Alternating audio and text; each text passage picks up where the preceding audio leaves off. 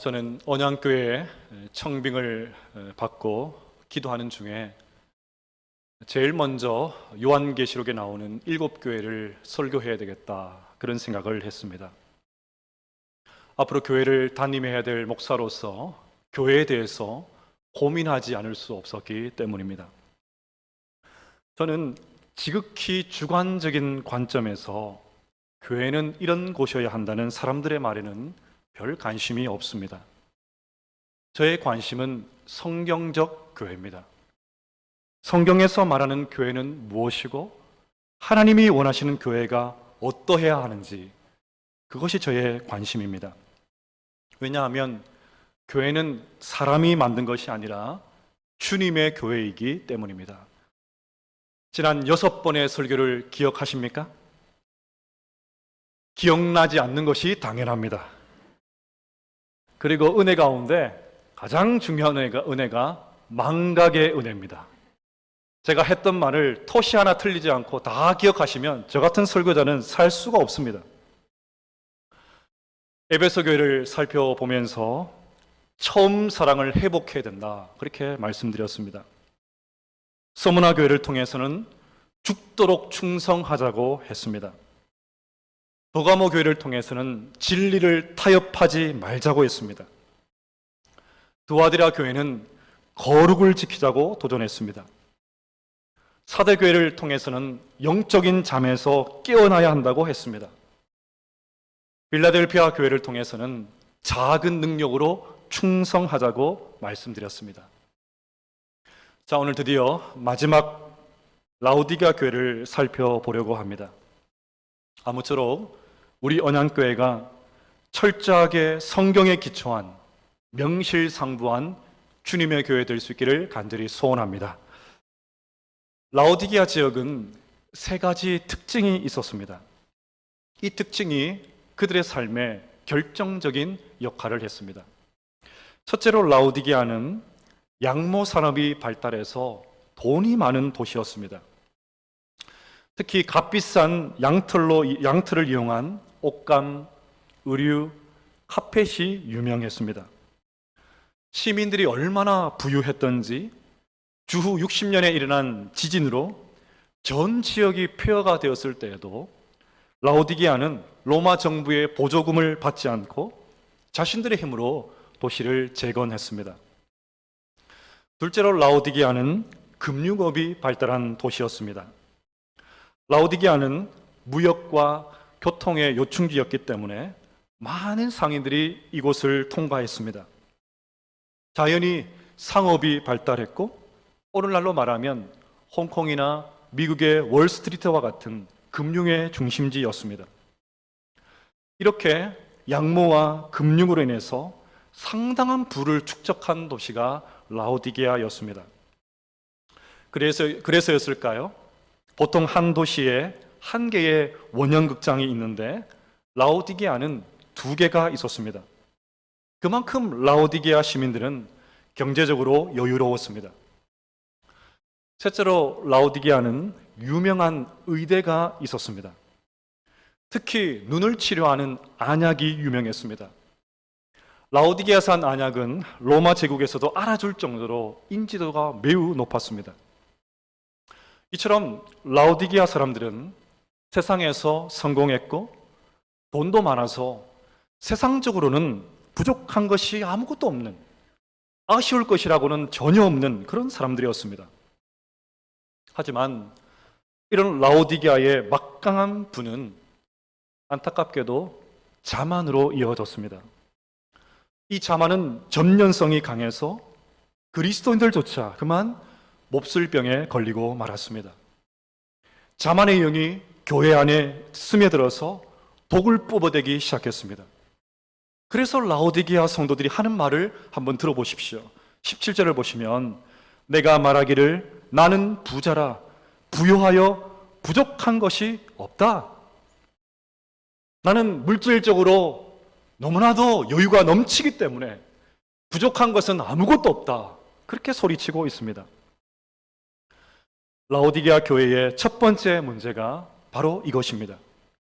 그들은 영적으로 교만했습니다. 깊은 영적인 착각에 빠져 있었습니다. 앞서 말씀드린 대로 라오디게아는 부자 도시였습니다. 교회 안에도 부자들이 많았습니다. 실제로 라오디게아 교회는 7교회 가운데 가장 돈이 많은 교회였습니다. 그들은 은행에 많은 돈을 예치하고 있었습니다. 좋은 집에 살면서 좋은 옷을 입고 좋은 음식을 배불리 먹었습니다. 질병에도 잘 걸리지 않고 혹 걸리더라도 좋은 의료시설에서 즉각적인 치료를 받을 수 있었습니다. 주일 예배도 빠지지 않았고 헌금도 제법 많이 드렸습니다. 그러다 보니 자신들이 영적으로도 꽤 괜찮은 사람이라고 그렇게 자부했습니다. 어쩌면 그들은 이렇게 부와 건강을 가진 것이 예수님이 나와 함께 하신다는 그런 증거라고 생각했을지도 모릅니다. 신앙생활을 잘 하고 있기 때문에 하나님께서 나에게 이런 물질적인 축복을 주신다, 그렇게 여겼습니다. 이상하게도 우리는 물질적으로 조금만 풍요로워지면, 조금만 여유로워지면 현실에 안주하려고 합니다. 이렇게 현실에 안주하면 영적인 야성이 죽습니다. 더 큰 은혜를 향한 목마름이 사라집니다. 그때부터 매너리즘에 빠집니다. 이런 증상이 만연해서 아주 단단하게 고착화된 교회, 그 교회가 바로 라오디게아 교회였습니다. 지금 라오디게아 교회는 스스로 자신들의 영적인 점수를 매기고 있습니다. 자신이 친 시험을 자기가 채점하면 다 100점입니다. 저희 큰아이가 6학년 때 담임 선생님은 시험을 치고 나면 항상 예상 점수를 적게 했습니다. 그때마다 제 아들은 어디에서 나온 자신감인지 항상 100점이라고 적었습니다. 그런데 나중에 성적표를 받아보면 더러가 아니고 아주 많이 100점이 아니었습니다. 여러분, 우리의 영적인 상태를 채점하시는 분은 하나님이십니다. 하나님께서 보시기에 라오디게아 교회의 성적표는 아주 비참했습니다. 우리 17절 말씀을 같이 한번 읽어보겠습니다. 시작. 내가 말하기를 나는 부자라 부요하여 부족한 것이 없다 하나 내 공고한 것과 가련한 것과 가난한 것과 눈먼 것과 벌거벗은 것을 알지 못하는도다. 공고하다는 말은 영적으로 형편없다는 말입니다. 가련하다는 말은 하나님께서 보시기에 가엾고 불쌍하다는 말입니다. 가난하다는 말은 또 어떤 의미입니까? 그들은 돈이 많으니까 부족한 것이 없다고 생각했습니다. 돈이 많으니까, 물질적으로 풍족하니까 뭐든지 마음먹은 대로 다 할 수 있다 생각했습니다. 약모도 살 수 있고 몸이 아프면 즉각적으로 최고의 의료 서비스를 받을 수 있었습니다. 하지만 가난한 심령으로 주님만 의지할 때 누릴 수 있는 하나님의 축복을 전혀 경험하지 못했습니다. 그래서 그들은 영적으로 가난했습니다. 눈멀었다는 말도 마찬가지입니다. 그들은 유행과 돈의 흐름, 정세 판단 등 세상을 읽는 눈은 매우 밝았습니다. 그래서 어디에 투자를 해야 수익을 낼 수 있는지 정확하게 알고 있었습니다. 하지만 영적인 세계는 전혀 보지 못했습니다. 하나님께서 무엇을 원하시는지, 하나님께서 무엇을 기대하시는지, 하나님께서 자신들에게 왜 이런 막대한 부를 안겨주셨는지 그 이유를 도무지 알지 못했습니다. 그렇게 그들은 영적으로 눈이 멀었습니다. 벌거벗었다는 말은 수치를 그대로 드러냈다는 말입니다. 그들은 머리부터 발끝까지 명품으로 치장을 했습니다. 그들의 옷은 죄다 캐시미어 100%였습니다. 그러나 하나님이 보실 때 그들은 영적으로 벌거벗겨진 매우 수치스러운 상태였습니다. 자, 이 기막힌 역설의 현장을 보십시오. 그들은 은행에 맡겨둔 돈은 많았을지 몰라도 하나님이 보실 때는 거지였습니다. 그들은 유명한 의대에서 만든 최고의 안약을 가지고 있었지만 정작 눈은 멀었습니다. 그들은 양질의 옷을 입고 다니면서 온갖 허세를 다 부리고 다녔지만 현실은 헐벗었습니다. 더 기막힌 현실은 라오디게아 성도들은 심각한 자신들의 상황을 전혀 모르고 있었습니다. 은행의 잔고를 보고 투자 수익이 올라가는 것을 보고 그냥 흐뭇해하고만 있습니다. 그냥 병원에 가면 되니까 기도를 안 해본 지도 너무 오래되었습니다. 절절하게 하나님 앞에 엎드려 본 경험도 언제인지 기억도 나지 않습니다. 트렌드를 반영한 최고급 소재의 신상 제품이 언제 나올지 목을 빼고 그러니까 기다리고만 있습니다. 온통 땅의 것에 마음을 빼앗겨서 나는 부족한 것이 없다. 나는 부자라서 부족한 것이 없다. 얼마든지 살 수 있고 얼마든지 먹을 수 있고 얼마든지 찾을 수 있다라고 그렇게 소리치고 있습니다. 그런 그들에게 오늘 하나님께서 말씀하십니다. 네가 알지 못하는도다. 네가 너의 영적인 실상을 알지 못하는도다. 아주 무서운 말입니다. 이렇게 주님은 영적인 착각에 빠져있는 그들을 아주 날카롭게 지적하고 계십니다. 그렇다면 우리는 어떨까요? 주님이 보실 때 우리의 신앙은 문제가 없을까요? 이렇게 예배에 빠지지 않고 헌금도 하고 맡겨진 사역 분주하게 하고 있다고 해서 우리의 신앙이 정말 아무런 문제가 없는 것일까요? 큰 부자는 아니어도 그냥 먹고 살만하고 노후 준비도 잘 되어 있고 가끔 여행 다닐 만한 여유도 있고 크게 아픈 것도 없으니까 이만하면 되었다고 생각하고 있지는 않습니까? 성경 공부를 하면서 나눈 이야기 가운데 잊지 못하는 사연이 있습니다. 한 집사님께서 자신의 아들이 원인을 알지 못하는 그런 병으로 죽음의 문턱까지 갔습니다.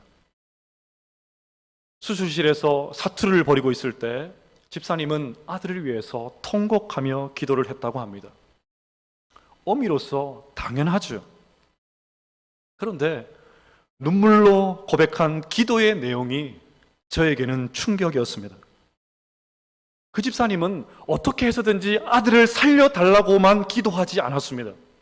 심지어 아들을 데려가셔도 괜찮다는 말까지 했습니다. 다만 아들의 입에서 예수님을 믿는다는 고백을 제대로 듣지 못한 것 때문에 그렇게 매달렸습니다.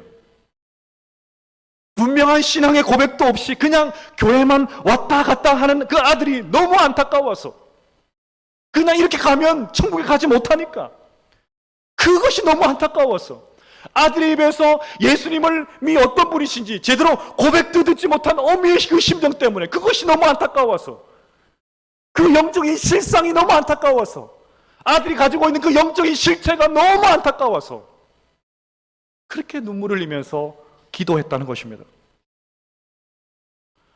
여러분, 어미의 입장에서 이것은 아들의 영적인 상태를 정확하게 진단한 것이 아닙니까? 우리에게도 이런 진단이 필요합니다. 내 신앙이 아무런 문제가 없다고 생각하는 것만큼 영적인 교만은 없습니다.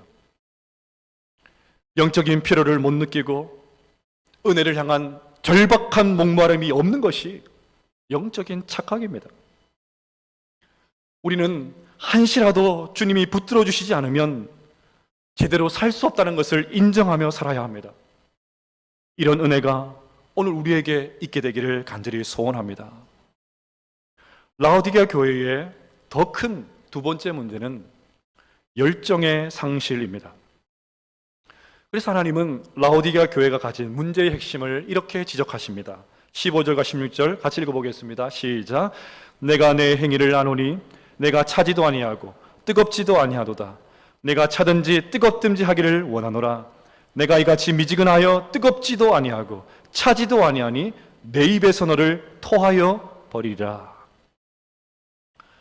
라오디게아는 아쉬울 것이 없는 부자 도시였습니다. 하지만 유일하게 부족한 것이 있었는데 생활 용수입니다. 그래서 북쪽에 있는 히에라볼리와 동쪽에 있는 골로새에서 물을 끌어다가 사용했습니다. 저도 예전에 라오디게아를 한번 가보고서는 이 말씀을 정확하게 이해할 수 있었습니다. 라오디게아에서 서서 딱 보면 북쪽으로는 그 유명한 파묵갈레가 보입니다. 거기서 흐르는 온천수가 만들어내는 환상적인 절경이 눈에 들어옵니다. 오른쪽으로는 저 멀리 만년설로 뒤덮인 높은 산이 보입니다. 이렇게 라오디게아는 히에라볼리에서 뜨거운 물을 가져왔고 골로새에서는 얼음처럼 차가운 물을 끌어다가 사용했습니다. 그런데 거리가 10km쯤 떨어져 있고 수로가 돌로 만들어져 있었기 때문에 뜨거운 온천수도 차가운 물도 라오디게아에 도착을 하면 미지근한 물이 되고 말았습니다. 이것도 아니고 저것도 아니어서 아무데도 쓸모없는 애매한 물이 되고 말았습니다. 그래서 미지근해서 도무지 미지근해서 토해버리겠다는 주님의 말씀을 라오디게아 성도들은 누구보다도 쉽게 알아들을 수 있었습니다. 지금 주님은 이렇게 말씀하십니다. 얘들아, 골로새에 있는 물과 같이 사람들을 신선하게 하고 다시 살리는 차가운 물이 되든지 아니면 히에라볼리의 온천수처럼 병이 낫게 하는 뜨거운 물이 되든지 그렇게 해야 될 것 아니니? 하나님의 교회라고 하면, 성도라고 하면, 하나님의 자녀라고 하면, 그리스도인이라고 하면 사람을 살리든지 영혼을 신선하게 하든지 그렇게 해야 되지 않겠니? 근데 어떻게 너희들은 그렇게 미지근하니? 나는 너희들의 그 애매한 상태를 도저히 볼 수가 없어. 토해내버릴 거야. 주님께서 이렇게 말씀하십니다. 이렇듯 라오디게아 교회는 미지근했습니다. 그들은 다른 도시의 성도들처럼 어떤 외부의 핍박도 없었습니다. 오히려 경제적으로 너무 좋아서 환경이 너무너무 좋았습니다. 그래서 큰 긴장도 없이 교회를 출입했습니다. 그런데 그것이 문제였습니다. 영적 긴장감이 떨어지자 교회는 다니지만 어느 누구도 열정적으로 하나님을 섬기지 않았습니다. 불신자들에게 복음을 전하러 뛰어다니는 사람도 없습니다. 선교 열정을 가지고 울며 기도하는 사람도 없습니다. 주님의 사랑으로 약하고 병든 자들을 위해서 뜨겁게 기도해 주거나 신방하는 사람도 없습니다. 그들의 예배 시간은 진부하고 매너리즘에 빠져 있었습니다. 교회가 훈련이나 사역으로 교인들을 도전하지도 않았기 때문에 별 부담 없이 교회를 다닐 수 있었습니다. 마치 영화 관람을 위해서 극장에 모였다가 마치면 흩어지는 정말 의미 없는 대중들에 불과했습니다. 이렇게 열정이 사라진 라오디게아 성도들에게 주님이 도전하십니다. 차든지 뜨겁든지 해라. 제발 차든지 뜨겁든지 해라.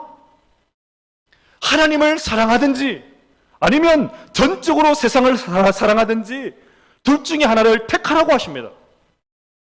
물론 진짜 둘 중에 하나를 택하라는 말은 아닙니다. 주님은 어떻게 해서든지 한 사람의 죄인이 회개하고 돌아가기를 원하시지 믿기 싫으면 그만두라는 식으로 몰아붙이는 분이 아닙니다. 차고 덥다는 말은 결국 같은 말입니다. 핵심은 다시 열정을 회복하라는 말입니다. 태도를 분명히 하라는 말입니다. 믿으려면 좀 제대로 믿어보라는 말입니다. 그래서 19절에서 주님은 열심을 내라고, 제발 좀 열심 좀 내보라고 그렇게 말씀하고 계신 것입니다. 저는 설교를 준비하면서 오늘날 현대 교회가 라오디게아 교회를 점점 닮아가고 있다는 생각을 지울 수 없었습니다. 라오디게아 성도들이 모든 일에 미지근하지는 않았습니다. 오히려 세상에는 아주 민감하게 반응합니다. 유행의 변화에도 민감하고 트렌드도 잘 따릅니다. 어느 채널에 가면 무슨 드라마를 하고 있는지 귀신같이 압니다. 지금 어느 백화점에 가면 무슨 세일을 하는지도 잘 압니다. 어떤 제품을 어디서 가면 싸게 가성비 좋게 사는지도 잘 압니다. 훤히 꿰뚫고 있습니다. 그런데 하나님 말씀에는 별로 관심이 없습니다. 명목상의 교인들이 점점 늘어나고 있습니다. 열정이 몰라보게 식어지고 있습니다. 평생 신앙생활 해왔는데도 별로 변한 게 없습니다. 만나면 목사님 저는 몇 대째 신앙생활 하고 있습니다. 몇 대째 신앙생활 하고 있습니다. 그러는데 도무지 변화된 모습이 없어요. 여전히 미지근합니다. 그렇다면 우리는 오늘 이 말씀을 가슴 아프게 받으셔야 합니다. 사랑하는 여러분, 하나님께서 다시 우리 안에 주님을 향한 열정의 불꽃을 지펴주시기를 간절히 소망합니다. 그리하여 우리 교회가 다시 열정으로 타오르는 그런 교회 될 수 있기를 간절히 축복합니다. 자, 그러면 한 가지 문제가 남았습니다. 열정이 타오르는 교회가 되기 위해서 어떻게 해야 될까요? 오늘 주님은 라오디게아 교회를 향해서 두 가지 처방을 내리고 계십니다. 첫째로 열정이 타오르는 교회가 되기 위해서는 주님 한 분만으로 만족해야 합니다. 18절 말씀을 같이 한번 읽어보겠습니다. 시작. 내가 너를 권하노니 인들한 금을 사서 부요하게 하고 흰옷을 사서 입어 벌거벗은 수치를 보이지 않게 하고 안역을 사서 눈에 발라 보게 하라. 아멘. 주님이 주시는 첫 번째 처방전에서 잘 봐야 할 것이 내게서 금, 옷, 안약을 사라라는 말입니다. 왜 주님은 하필 사라고 하시는 것일까요? 구원을 살 수 있다는 말입니까? 절대 그렇지 않습니다. 구원은 예수님이 우리에게 값없이 베풀어 주시는 선물입니다. 그런데 왜 주님은 여기서 사라고 하십니까? 우리에게는 좀 어색하지만 라오디게아 성도들은 쉽게 이해할 수 있었습니다. 주님은 지금 이 도시를 찾아와서 물건을 파는 상인들과 자기 자신을 비교하시면서 그런 판매상들과 경쟁을 벌이고 계십니다. 돈 많은 라오디게아 성도들이 수많은 상인들 앞에서 물건을 사서 부족한 것이 없다라고 그렇게 고백하고 있는데 주님께서 친히 상인이 되셔서 주님이 친히 거룩한 상인이 되셔서 그들과 경쟁하려고 하십니다. 라오디게아 성도들에게 이전에 납품업자들을 버리고 나와 함께 거래하자고 하십니다. 이전에 너희들이 그렇게 가지고 있는 돈을 가지고 명품 사모으고 그렇게 약 사고 좋은 옷 사모았던 그 판매업자들 그 버리고 나와 함께 이제는 거래하자, 그렇게 말씀하십니다. 이사야서는 이것을 이렇게 표현합니다. 오라 너희 목마른 자들아 물로 나오라. 돈 없는 자도 오라. 너희는 와서 사 먹되 돈 없이 값없이 와서 포도주와 젖을 사라. 손에 움켜쥐고 있는 그 돈, 화려한 옷, 좋은 약에 취해서 진정한 자신의 모습을 보지 못하고 있는 그들에게 주님은 지금 거래를 제안하고 계십니다. 영적으로 가난하기 짝이 없는 그들을 향해 나에게 진짜 금이 있다라고 그렇게 말씀하십니다. 영적으로 완전히 벌거벗겨진 그들에게 수치를 가려줄 수 있는 진짜 옷이 나에게 있다, 그렇게 말씀하십니다. 제대로 볼 수 없는 그들을 향해서 영안을 열어줄 수 있는 진짜 안약이 나에게 있다, 그렇게 말씀하십니다. 사랑하는 여러분, 주님만이 우리에게 풍성한 생명과 진정한 삶을 주실 수 있음을 믿으시기를 바랍니다. 주님만이 우리 죄와 수치를 덮어주실 수 있음을 믿으시기를 바랍니다. 주님만이 우리 내 눈을 뜨게 해서 꿈에도 생각해보지 못했던 영적인 세계를 보게 하심을 믿으시기를 바랍니다. 둘째로, 열정으로 타오르는 교회가 되기 위해서는 주님과 깊은 교제를 가져야 합니다. 20절 말씀을 같이 한번 읽어보겠습니다. 시작. 볼지어다 내가 문 밖에 서서 두드리노니 누구들인지 내 음성을 듣고 문을 열면 내가 그에게로 들어가 그와 더불어 먹고 그는 나와 더불어 먹으리라. 아멘. 우리는 흔히 이 말씀을 전도 대상자들에게 해당되는 말씀으로 여겨서 전도할 때 사용합니다. 물론 얼마든지 사용할 수 있습니다. 하지만 오늘 이 말씀은 1차적으로 불신자들이 아닌 우리와 같은 성도들에게 하신 말씀입니다. 즉, 이 말씀의 대상은 예수님을 믿는다고 하면서도 여전히 미지근한 세상적인 그리스도인들을 향해서 하시는 말씀입니다. 여러분, 왜 주님이 문 밖에 서서 두드리십니까?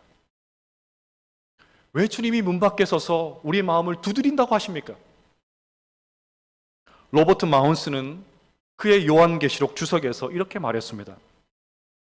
눈먼 자기 만족으로 착각에 빠진 성도들은 주님을 자기들의 교회에서 출교시켜 버렸다.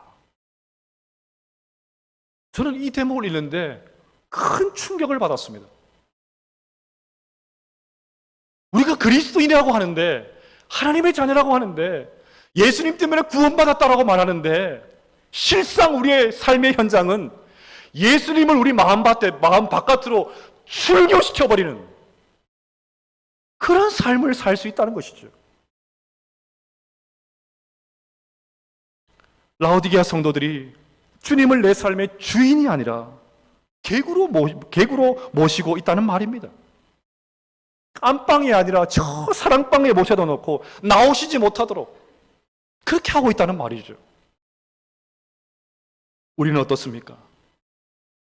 우리의 삶은 어떠합니까? 두려운 마음으로 여러분의 마음의 문을 살펴보십시오. 여러분, 그리스도인들도 주님을 마음문 밖으로 출교시킬 수 있습니다. 그래서 주님은 오늘 나와 다시 함께 교제하자고, 나와 좀 연애 좀 해보자고, 문 좀 열어젖히라고, 내가 너에게 들어가서 좀 교제 좀 해보자고, 내가 주는 음식도 먹어보고 내가 주는 그 물도 좀 먹어보고 좀 해보자고, 그렇게 애타게 기다리십니다. 주님을 더 이상 문 밖에 세워두지 마십시오. 주님을 여러분의 삶 중심에 모셔드려서 주님과의 사귐을 회복할 수 있기를 간절히 소망합니다.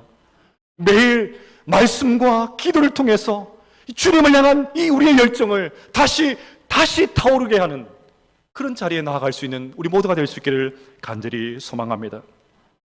20절을 다시 보십시오. 주님은 누구든지라고 말씀하십니다. 누구든지 상관없습니다. 어떤 상태에 있든지 상관없습니다. 나의 부족함을 인정하고 겸손히 주님을 모시기만 하면 주님은 얼마든지 우리와 교제하십니다. 말씀을 정리하겠습니다. 사랑하는 여러분, 오늘 우리는 어떤 상태입니까? 라오디게아 성도들처럼 차지도 뜨겁지도 않은 미지근한 그런 상태에 있지는 않습니까? 그런데도 부족한 것이 없다고 착각에 빠져 계시지는 않습니까? 세상 것이 아닌 주님 한 분만으로 만족할 수 있는 우리 모두가 될 수 있기를 간절히 소망합니다. 주님께 금과 옷과 약이 있음을 믿으시기를 바랍니다. 지금 주님이 애타게 문 밖에서 우리의 마음을 두드리고 계십니다. 지금 마음 문을 활짝 열어젖히고 주님과 함께 교제하며 살아가는 우리 모두가 될 수 있기를 간절히 소망합니다. 그리함으로 식지 않은 열정으로 주님을 섬기는 우리 모두와 우리 언양교회가 될 수 있기를 간절히 축복합니다.